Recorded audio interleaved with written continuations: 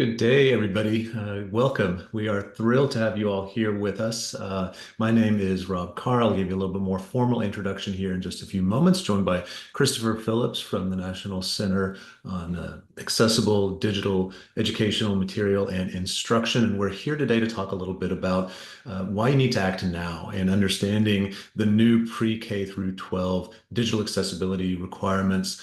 We do have a resource page that we'll share later on that will kind of consolidate everything that we've put together for this. And also just want to remind everybody that there is another webinar 1 week from today, same time, and we're going to be discussing then the overlap and the differences between IDEA and the ADA. So today we're focused only on the Americans with Disabilities Act. Next week we'll broaden that conversation out just a little bit as well. So, like I said, my name is Rob Carr. I am a digital accessibility specialist with NCADEMI. I also work with WebAIM, which is a nonprofit web and digital accessibility group. And as I mentioned, joined by Christopher Phillips today as well. Thank you. Yeah, Christopher, also with NCADEMI, and just super excited to be here with you and for this webinar today. We wanted to start by just sharing a little bit of information about NCADEMI. We will have another presentation later on in the new year, but this information was just so important. We wanted to get it out to you, and we'll just share briefly who we are. We're a new technical assistance center funded by the U.S. Department of Education's Office of Special Education. And our goal is to improve the quality, availability, and timely provision of accessible digital educational materials and instruction for learners with disabilities from preschool all the way through high school graduation. NCADEMI is housed at Utah State University within our University Center for Excellence, the Institute for Disability Research, Policy, and Practice. And it's a unique collaboration partnership between both WebAIM, or Web Accessibility in Mind, that many of you are familiar with, as well as our Technical Assistance for Excellence in Special Education Center. And so that is some of who we are, and as you get to know us and our resources. A couple of housekeeping items just as we get started. We hope you'll reach out to us with questions.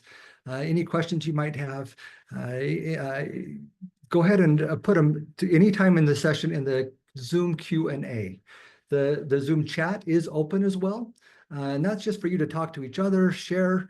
But if you have questions you'd like us to address, please make sure to open up that Zoom Q&A box.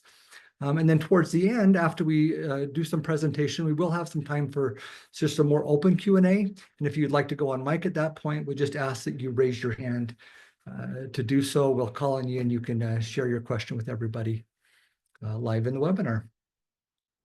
With that, we'll go right into our objectives for what we hope you'll get out of this webinar today. There are some new digital accessibility standards under the Americans with Disabilities Act, and we just hope to share and have all of you walk away with an understanding of how those apply to pre-K to 12 education. And then with that understanding, really taking that and then look at what are some immediate steps you can take to get started on meeting those accessibility requirements and meeting the deadlines that come with them. With that, I'll hand it over to you, Ron. Thanks, Christopher. So I want to take just a little bit of a step back because while there are new regulations and rules about digital accessibility under the Americans with Disabilities Act, want to take a little bit higher level view and just talk a couple of minutes about the ADA itself. The Americans with Disabilities Act is a very, very broad civil rights law. It goes into multiple parts of our day-to-day lives, and the intent is to protect those with disabilities from discrimination. The ADA is broken up into different sections, which are called titles. For example, Title I deals with discrimination in employment. Title II is what we're really going to focus on today. Title II is a charge to those of us who are part of state or local governments. That includes then state education agencies, as well as local public education entities as well. So public schools are covered by Title II, and that's going to become a little bit more specific. At least the change that we're going to talk about is specifically within Title II. So that's really what we're going to focus on today. But in general, when we look to Title II and the guidance that it provides, it says that we can't discriminate against people with disabilities when we provide programs, services, or activities, which when you think about in the school setting and at the state agency setting, that's a lot, right? That's our public facing websites, which we have had a little bit of activity around in the past, but that extends into the classroom. And that's where this becomes a very different kind of conversation for us in a school setting. What the ADA requires then is that we're proactive in accounting for accessibility and that we're not only relying on reactive positions and action to make sure that those with disabilities don't face discrimination in what we provide. That's all I'm going to say about the ADA. It's a very big topic. But I just did want to point out that I think it's going to be really helpful as y'all are having conversations about this to think about the bigger picture and to think about what the ADA and again, specifically Title II asks us to do generally.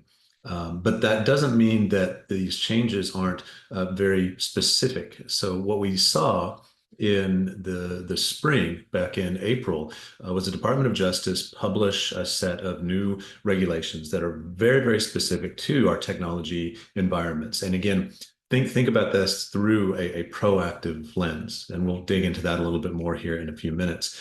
Before the spring, what we had from both the Department of Justice and the Department of Education was several sets of guidance. We didn't have anything formally in the ADA in any of its titles that spoke directly to websites, software, et cetera.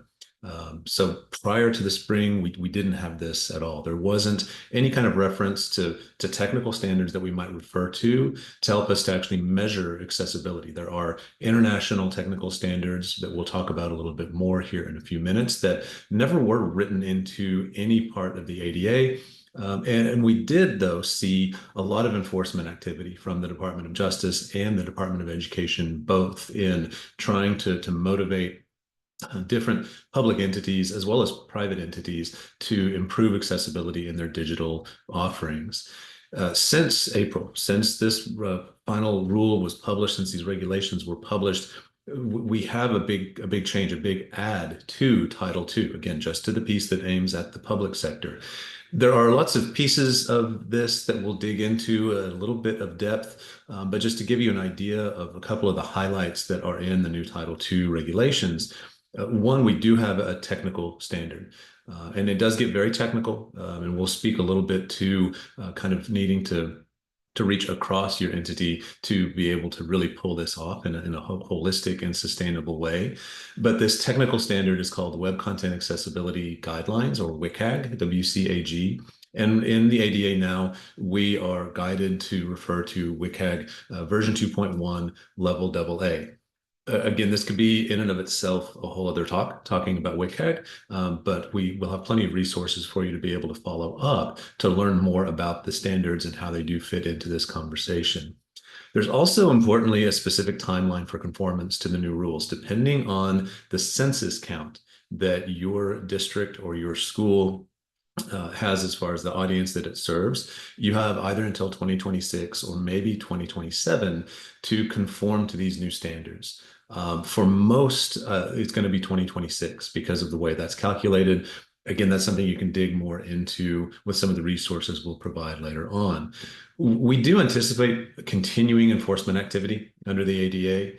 We're not sure what that's going to look like. There was a fair amount of enforcement activity still going through the previous administration. And I think that we'll continue to see that enforcement activity, especially since the new regulation is much more specific. But that is a little bit of a question mark. So just a couple of the highlights there of some of the changes that are present. And Christopher's going to dig more into the technical pieces here.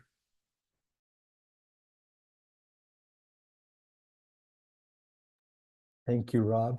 And so as we consider what does it mean, the regulations call out web content and mobile applications. It's important to really recognize the scope of that and what it covers. It certainly will cover things like your public websites or any applications on mobile devices, as well as things like social media content. Some of the specific ones we would want to call out that are more connected to educational experiences specifically are going to be any third-party tool. And that can really be, that's pretty vast, right? It might include content, third-party tools or content, for example, videos from YouTube or a textbook from a publisher or a website that you use to do quizzes with students in a classroom, anything at all, whatever that might include.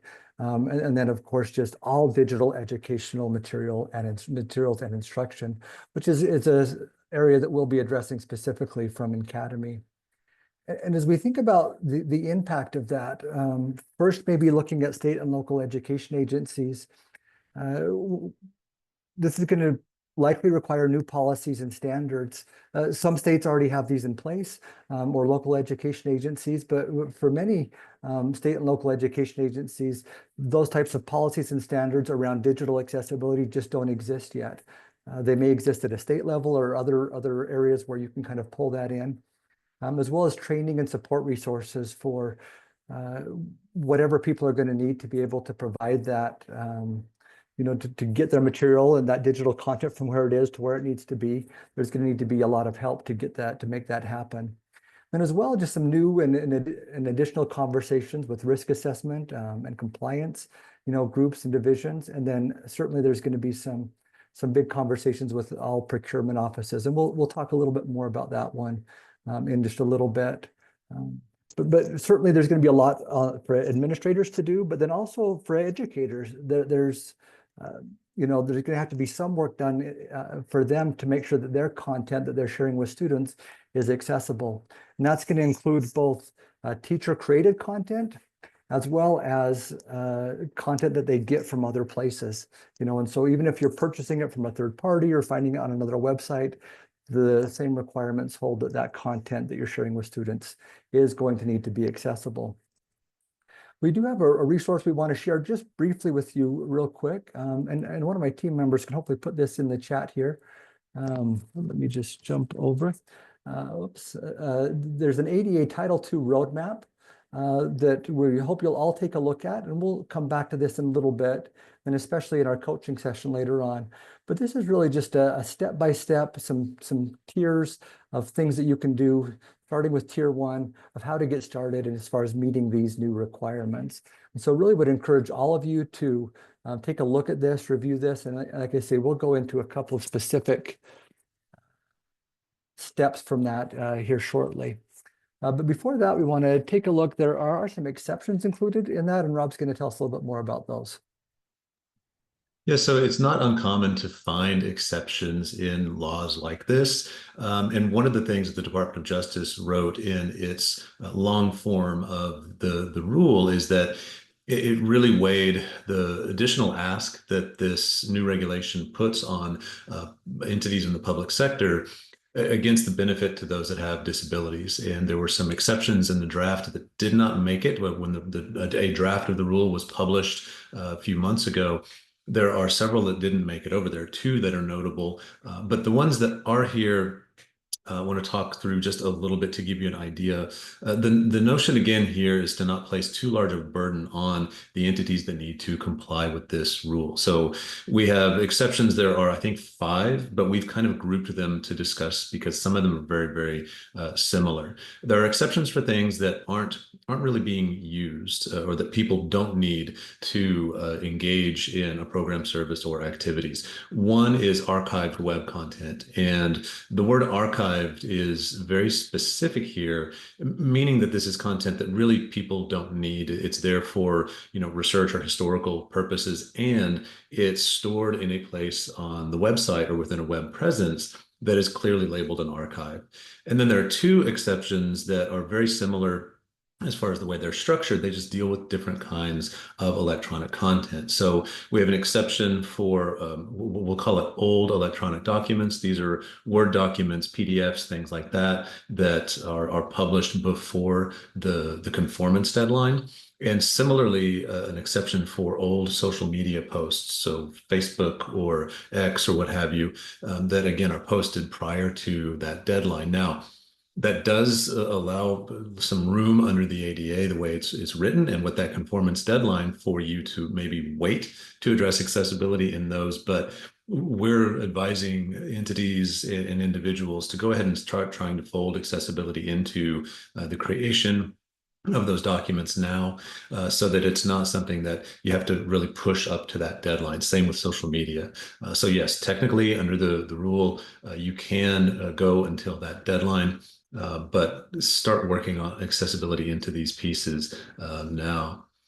There's an exception for things that are posted by a third party.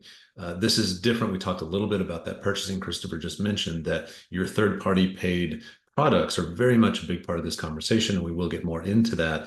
There is an exception for things that you don't have any kind of a formal arrangement to provide. An example that I can think of is if you allow people to post comments on a blog post or something like that.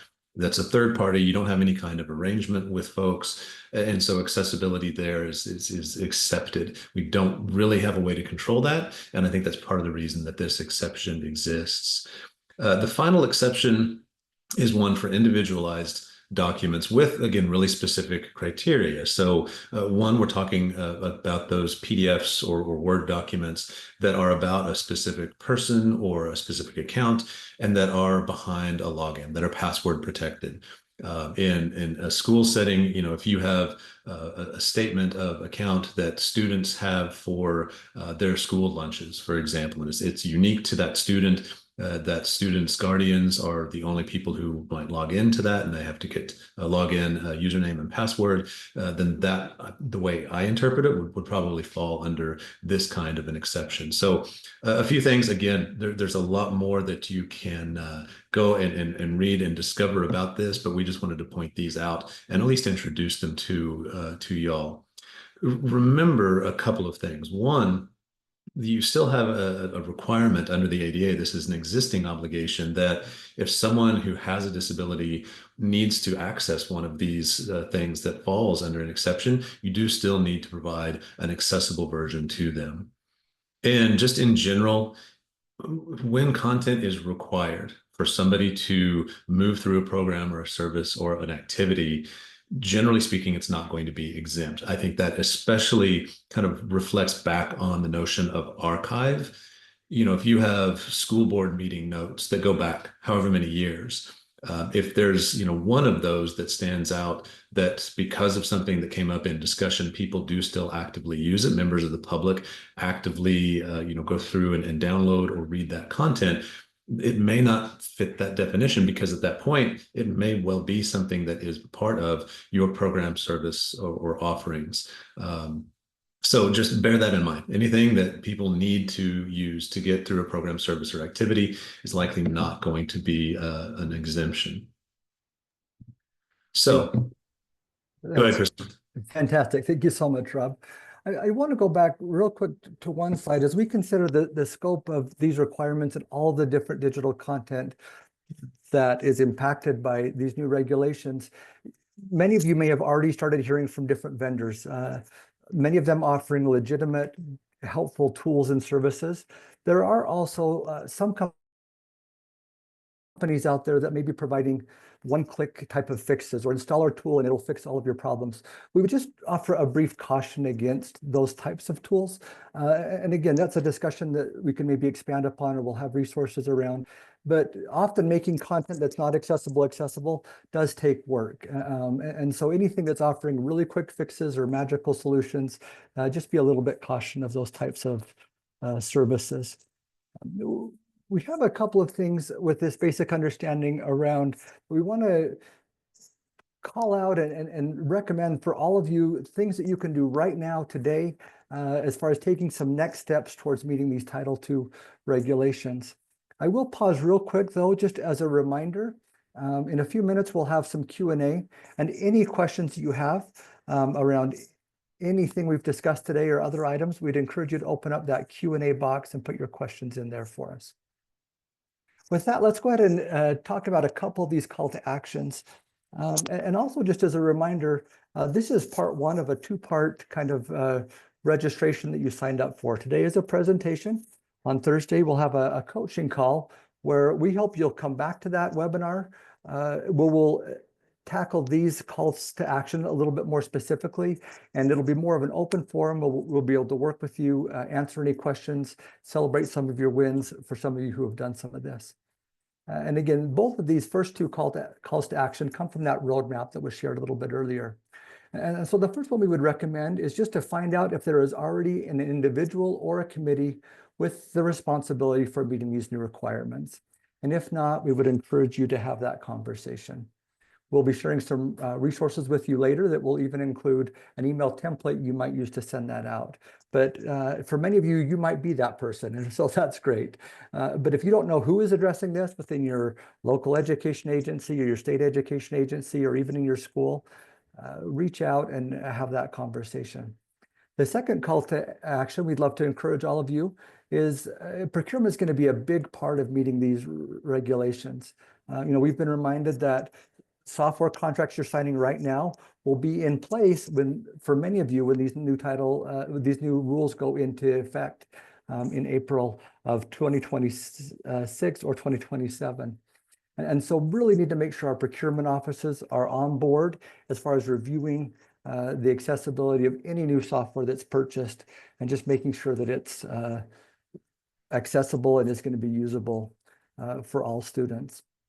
And then the third call to action, we would, and somebody can put the webinar link here in the chat again, but this is, so this week we're doing this two-part webinar. There'll be another part 2 of this webinar series, the intersection of special education and new pre-K-12 digital accessibility requirements, that will be happening next week.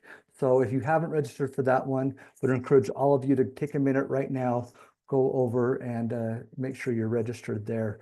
There's some really interesting conversations that'll be happening there around, again, and I think the thing we would just make sure we want to make note of is I'm going to go right back to this slide right here. Sometimes people hear disability or accessibility and they think special education. This is not a special education problem to solve.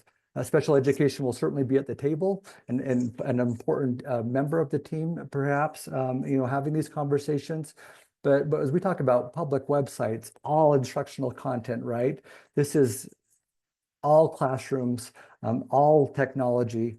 And so it's a much bigger issue than just one department. And we want to be really careful that this doesn't get put on the lap of special education, especially where they don't have the resources or often authority to make some of the changes that are going to be required. With that, let me pitch it back over to you, Rob. Sure. Yeah, just remember that we have a coaching call coming up here just in 2 days on Thursday, 2 p.m. Eastern, to follow up on this conversation. So we've given you some pieces and really done a very high level introduction to this new regulation and the ADA and introduce some ideas. We want to give everybody a couple of days to digest some information.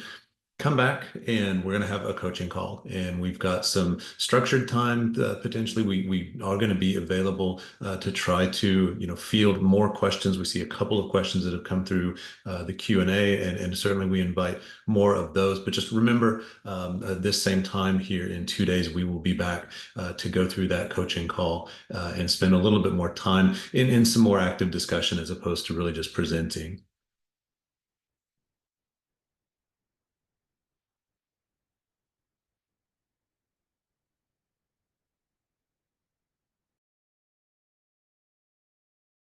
Oh, Christopher, you're muted.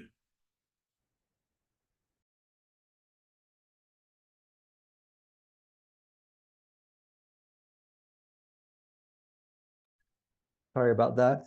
Before we go into the Q&A, I just want to share real quick a resources page that is now available up on our website. We had some technical difficulties, but if you go to bit.ly/ADA-K12, you'll see a resources page for this webinar.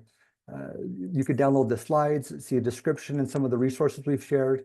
But by tomorrow morning, our plan is to have a recording of that available. We'll also send that out to everyone.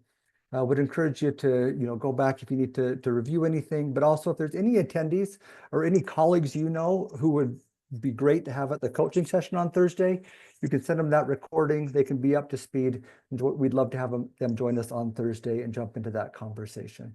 So take a look there, and again, the recording will be on that slide by tomorrow morning. So with that, we want to pause for a second. And I think, oops, sorry, jump back to our Q&A for just a minute here. We want to just, I think we're going to go ahead and end our recording now, actually. So, we'll take a break so you can feel comfortable to ask any questions you would like.